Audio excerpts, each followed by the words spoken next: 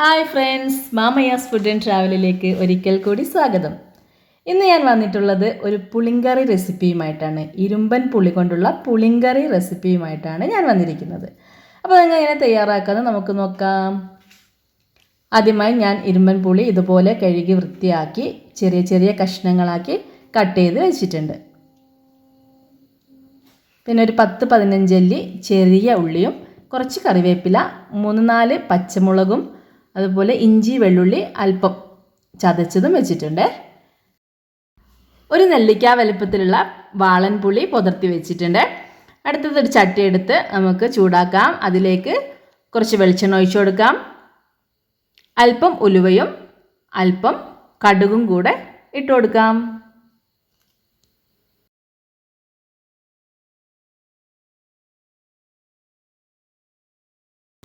കടുക് നന്നായി പൊട്ടി വരുന്നുണ്ട്. അതിലേക്ക് കുറച്ച് കറിവേപ്പിലയും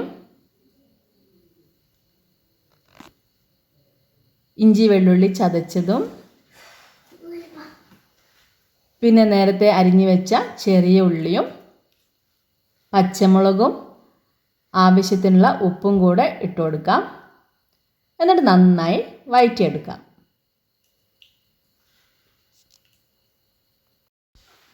നന്നായിട്ട് വഴന്ന് വന്നിട്ടുണ്ട്. ശേഷം 1/2 ടീസ്പൂൺ മഞ്ഞൾപ്പൊടി, 2 ടീസ്പൂൺ മുളക് പൊടി, 1 ടീസ്പൂൺ മല്ലിപ്പൊടി, 1 ടീസ്പൂൺ കാശ്മീരി ചില്ലിയും കൂടെ ഇട്ട് കൊടുക്കാം.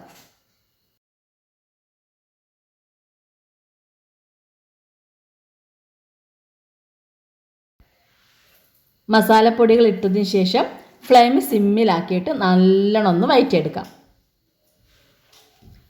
അതിനുശേഷം നമ്മൾ നേരത്തെ എടുത്തു വെച്ച പുളിയുടെ വെള്ളം അതിലേക്ക് ഒഴിച്ചു കൊടുക്കാം. 1 കപ്പ് വാട്ടറും കൂടെ ഒഴിക്കുന്നുണ്ട്.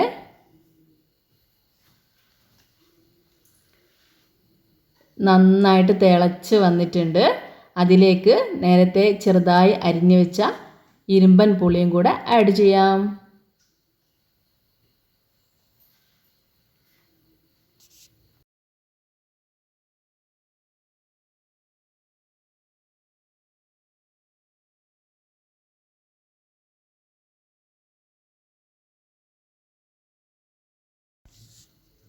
ഇനി ഇതിലേക്ക് അല്പം കറിവേപ്പിലയും മല്ലിയിലയും കൂടെ ഇട്ട് കൊടുക്കാം. ശേഷം ഒരു ശർക്കരയുടെ പകുതി ചോപ്പ് ചെയ്ത് അതും കൂടെ ആഡ് ചെയ്യാം. അപ്പോൾ നല്ല ടേസ്റ്റി ആയിട്ടുള്ള ഇരുമ്പൻ പുളിക്കറി ഇവിടെ റെഡിയായി വന്നിട്ടുണ്ട്. എല്ലാവരും ട്രൈ ചെയ്ത് നോക്കണം. പുട്ടിനും ചോറിനൊക്കെ നല്ല കോമ്പിനേഷനാണ്. അപ്പോൾ മാമയാസ് ഫുഡ് ആൻഡ് ട്രാവൽ ഇതുവരെ സബ്സ്ക്രൈബ് ചെയ്യാത്തവരുണ്ടെങ്കിൽ ഒന്ന് സബ്സ്ക്രൈബ് ചെയ്തേക്കണേ. അടുത്ത പുതിയൊരു റെസിപ്പിയുമായി വീണ്ടും കാണാം. എല്ലാവർക്കും നന്മകൾ നേരുന്നു.